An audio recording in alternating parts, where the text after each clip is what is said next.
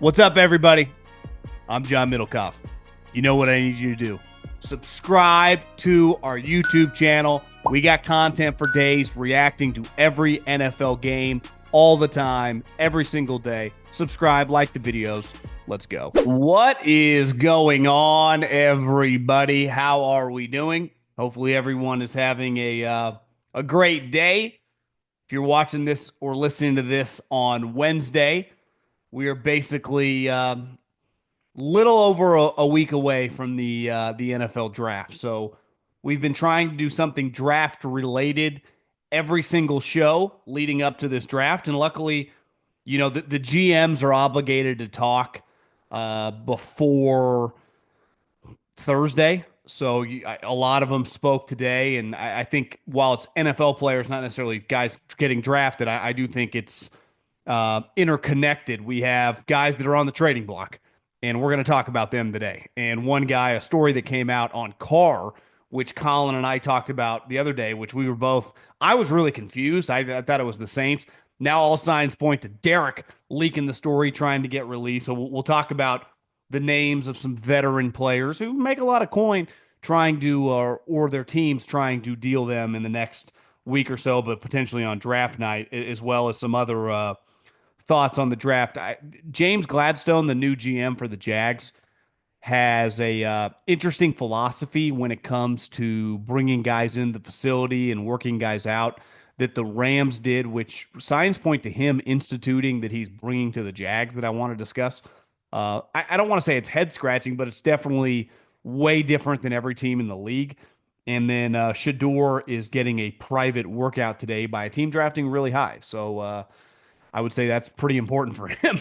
But other than that, we'll keep this short and sweet. Kind of, I don't want to say this is a dead week, but it's definitely the calm before the storm. And next week, I saw Mike Vrabel was asked about it today in his press conference. If a lot of phone calls are being taken place about potential trades, about people moving up or down in the draft, he's like, yeah, that takes place next week.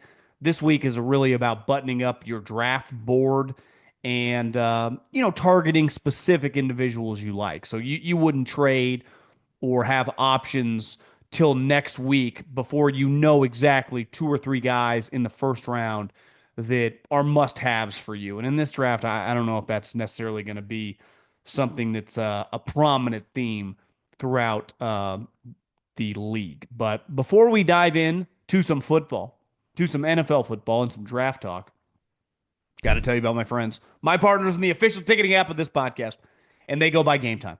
We got the NBA playoffs in full swing. I'm recording this before the Warriors game. Hopefully they take care of business. The Kings are playing on Wednesday night. A lot of friends in the 916. You want to go to any of these games. I said it yesterday. I will continue this theme. Playoff basketball is pretty awesome, especially if it's your team at home. Place is rocking. It's really fun. You got NHL hockey kicking off. You got summer concerts going. I just saw Coachella rocking and rolling.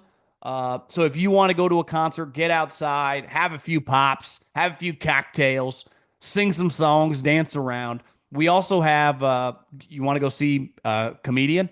Obviously, it's very, very easy to do. You just download the Gametime app. You take the guesswork out of buying tickets with Gametime. Create an account and use the code JOHN, that's JOHN, for $20 off your first purchase. Terms apply. Again, create an account, redeem the code JOHN, John, for $20 off. Download the Gametime app today. Last minute tickets, lowest prices guaranteed.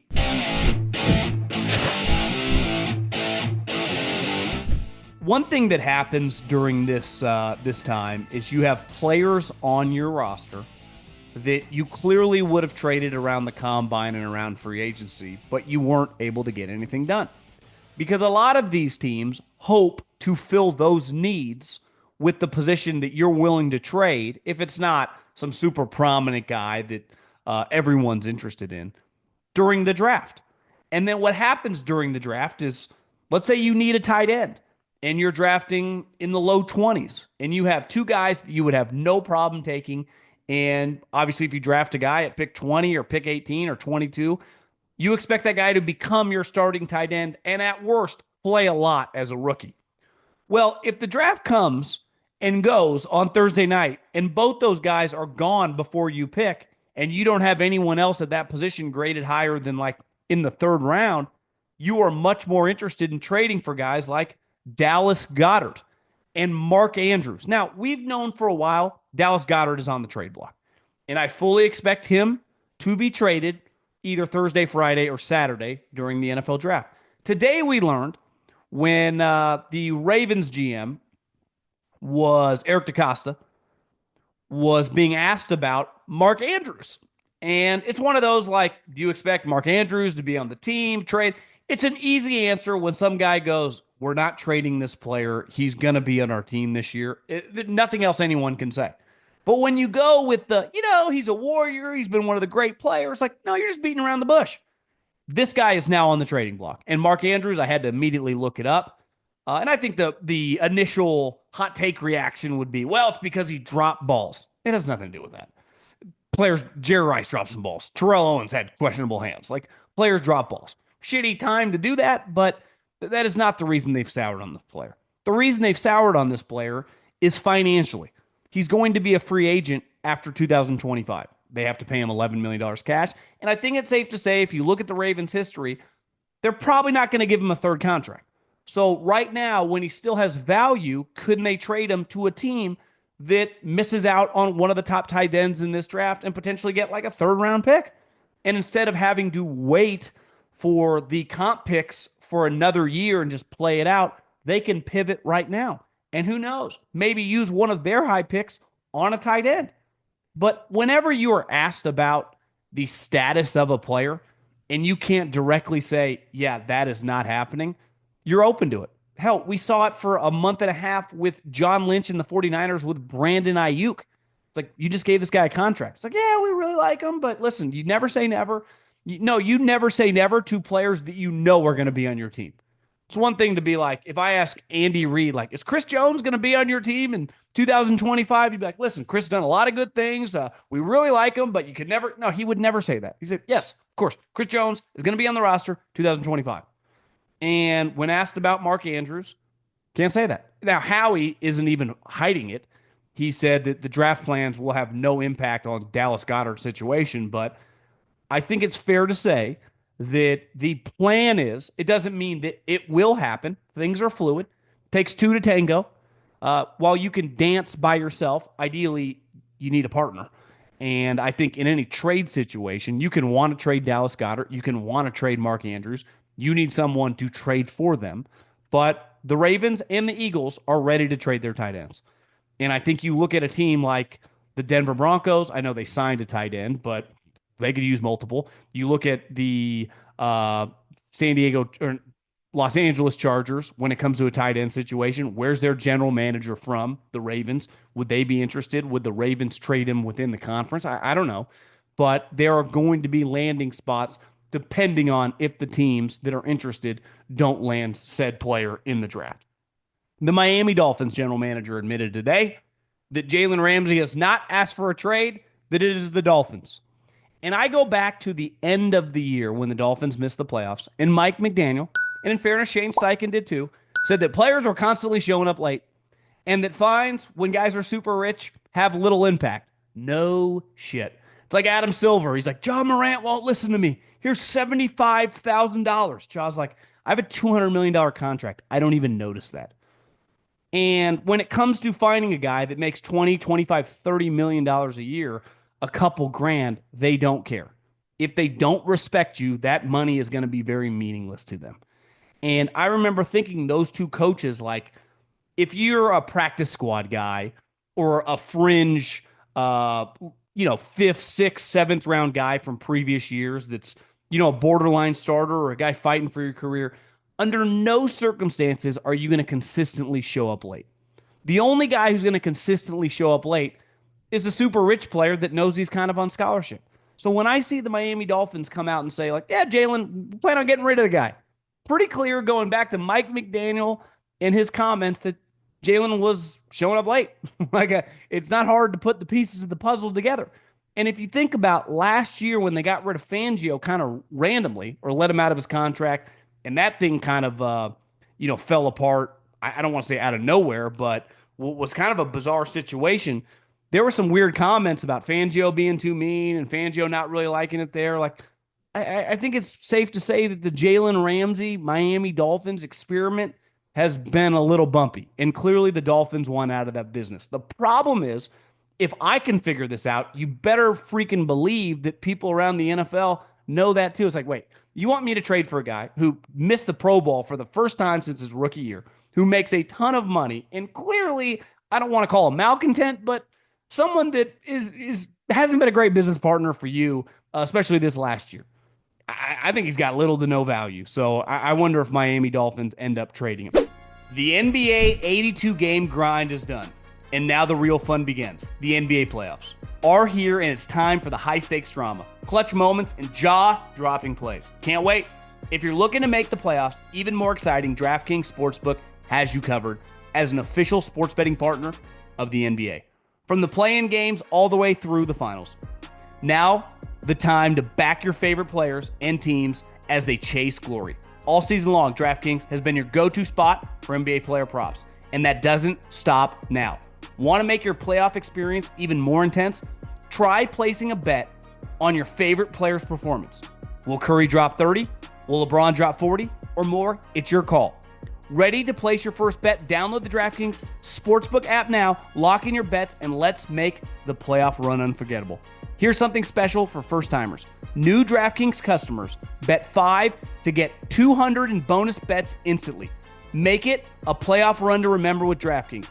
Download the DraftKings Sportsbook app and use the code JOHN. That's code JOHN for new customers to get $200 in bonus bets when you bet just $5. Only on DraftKings. The crown is yours. The other story that did not see coming is the Derek Carr New Orleans Saints situation. There was a story last week about he needs shoulder surgery and might miss the year. Came out of nowhere in the middle of April. I think a lot of people are scratching their heads. You're like, is this real? Well, it is Rap Sheet, who obviously is a very reputable reporter, and I don't think just makes things up, but pretty clear that over time, and a lot of people, the big J's that have been reporting on this, it has come from the Derek Carr camp. And they're using this to try to get the Saints to either trade him or cut him. And I started thinking, like, if I'm a Saints fan, or hell, if I'm Mickey Loomis, I think the Derek Carr experience has been really underwhelming. I don't think on the totality of it, he's played that well. He's had individual good games, but overall, I think they expected more. They expected him to be a better player. And then I started thinking, if I'm Derek Carr, I go, well, I came to this chaotic organization. I think I did the math. In his 2 years starting there, now he's missed some games with injury, so he hasn't played, 34 games, but he has 40 touchdowns. I would have guessed, like, what are his stats in the 2 years as the Saints starting quarterback? I would have guessed, 30 touchdowns and 22 interceptions. He has easily a 2-to-1 ratio, 40 touchdowns, 13 picks. I bet in his mind, he goes, I'm still a good player. It's not me, which I don't totally agree with, but by all accounts is like Kellen Moore and the Saints aren't that into Derek Carr. Somehow I'm not quite sure how this works, but they restructured his contract without his blessing, which is a little weird. There are reports that he doesn't want a Kirk Cousins situation where he's just the placeholder while they draft, let's say, Shedeur Sanders in the first round or Jackson Dart or whoever. Now, my ultimate take, and the same thing with Cousins, I feel little to no sympathy when you take all the money. And when you take all the money, like, you don't get to then just dictate all the terms when you're not Mahomes, Josh Allen, LeBron James, Steph Curry. Like, I'm sorry, no one's going to cry foul for Kirk Cousins, for Derek Carr. But this situation is getting messy. And I think if you are the Saints and you end up drafting a quarterback with your top 10 pick, I do think it would be beneficial to either find a trade partner or just get rid of this guy, because you don't want, not that Derek's a bad guy at all, but I would say the same thing with Kirk Cousins. You don't want to put your young quarterback in just a bizarre, weird situation. It is easy to just pivot. And that's what I would expect to happen. Now, I don't think he would have much of a trade market in the sense of they're not getting some high pick back for him. But when you look at Mark Andrews, when you look at Dallas Goedert, when you look at Jalen Ramsey, when you look at Derek Carr. The two tight ends have value. I mean, the two tight ends are getting traded for, I would say, probably like a third round pick. To me, Jalen Ramsey, a lot of teams are like, yeah, we're not messing with that. The Carr thing is going to be interesting. Obviously, we have to see how Rodgers plays out. There's still some teams that are quarterback less. Would the Steelers be interested in that if they realize that Aaron's not going to come? I don't know, but um, yeah, I think it's safe to say that's a failed experiment. The Derek Carr signing. Let's go into some draft talk, and I found this fascinating. I'm sure I knew this, but reading this Pro Football Talk, I almost said article, blog, whatever you consider it to be, about the Rams' former assistant GM and James Gladstone, the new Jags GM, is that the Rams do not bring in players for their visit. And I saw someone, Benjamin Albright, who lives in Denver and covers the NFL and covers the Broncos, has a radio show on the Broncos station, said that he's heard of teams using 30 visits in all sorts of different ways. Some of them don't utilize them all.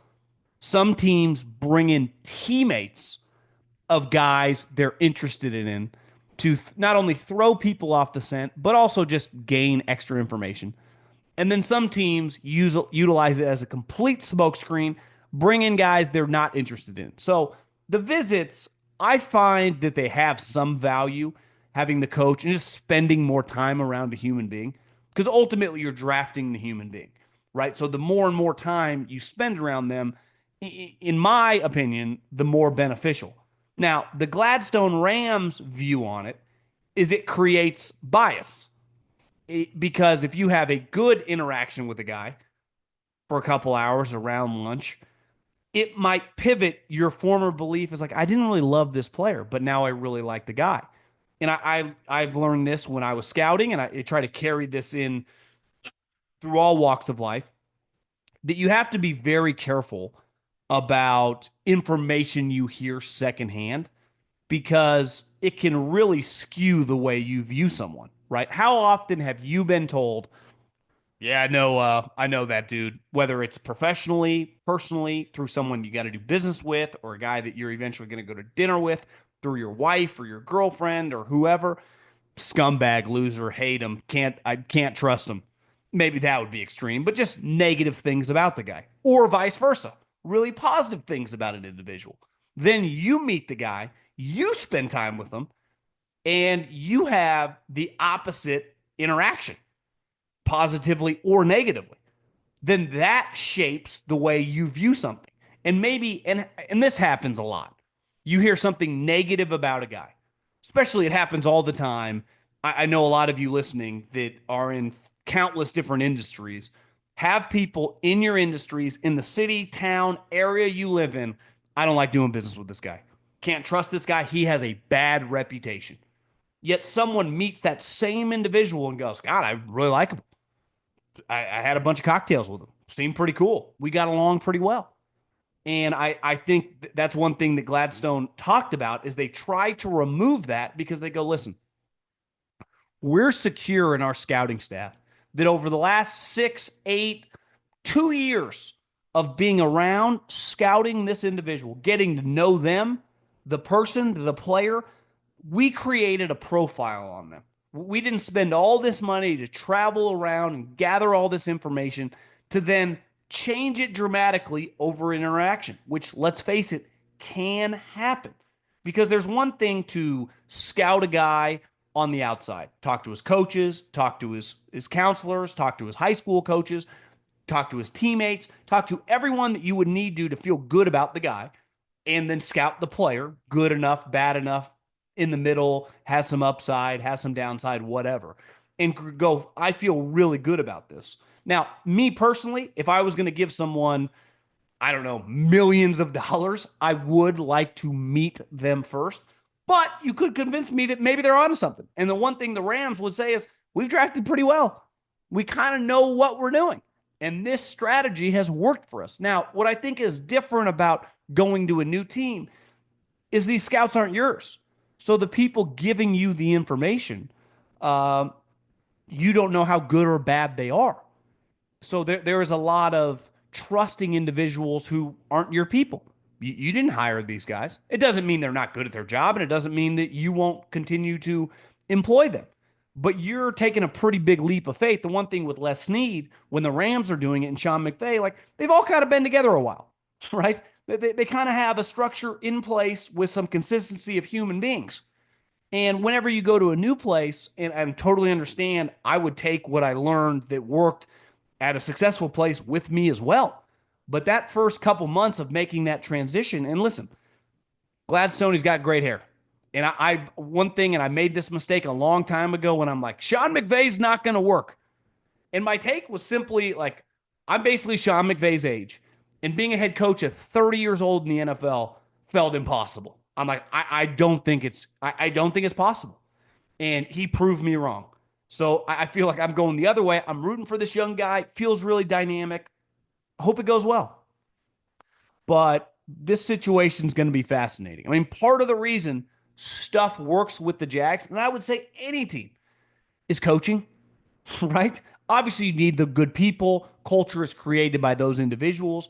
But a huge reason the Rams won with Jared Goff, now with Stafford, have had good defenses. They got good coaches. They have a great head coach. So this guy could be one of the up and coming geniuses in the league. If Liam Cohen is below average as a head coach, none of it matters. Period, point blank, end of story. And last but not least, Shedeur Sanders, who's, let's face it, going to be the most polarizing guy in this draft. And if he's not drafted in the top 10, it'll just be Shedeur Sanders content, slipping, falling, quote DMX, and I can't get up, but just plummeting down the draft. Like it'll be, I think it'll be one of the bigger stories on draft night in a long time. The way the networks force it onto us, which I think some teams would say, yeah, don't view him as a high prospect. Listen, I like the guy. Do I have any confidence that he's going to go high? I don't. Do I think he's going to fall? I guess I would bet on that. I don't even think he's a lock to be the second quarterback off the board. Not that I even agree with that, but let's face it, like anytime you have this many prospects in a draft that are viewed as pretty interchangeable, anything's possible. There are going to be guys drafted in this top 10 that you go, who did they just draft? Because usually the casual fan, besides super famous college players, kind of learn about these guys in mock drafts. And then through mock drafts or through the television shows, you go, oh, they've been talking about this guy's like a late first round pick, a second round pick. Then all of a sudden he gets drafted eighth. You're like, what just happened? Get ready for that. Buckle up. And the same thing with these quarterbacks. Like if one of these other quarterbacks gets drafted above Shedeur Sanders, I can see that coming.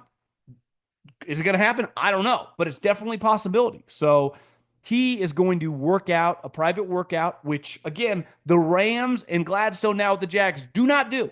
They don't do any of these private workouts, which I'm sorry, I value my private workouts. I do like my position coaches that I trust. If I got Jeff Stoutland, I like Jeff Stoutland to work out these offensive linemen and say, I like this guy, I don't like this guy, I can work with this guy. Now, I don't want any position coach just going to work them out. But if Deuce Staley's my running back coach, he can work out as many running backs as he wants because I feel comfortable with his ability to translate who's going to be a good and bad player. Now, not every coach knows what the fuck they're talking about. So I'm not sending out everybody.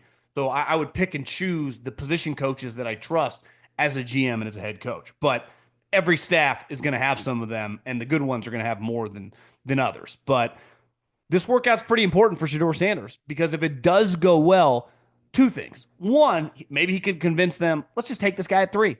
Or like, hey, listen, if this guy starts slipping a little bit and he's there in, I would say the mid-teens, would we trade back up into the first round and give a following year's first round pick to move up and get Shedeur Sanders? Because if you're a team, especially like somewhere between 15 and the early 20s, and the Giants are willing to come up from the second round and they will give you a 26 first rounder, you go, there's a decent chance the Giants suck.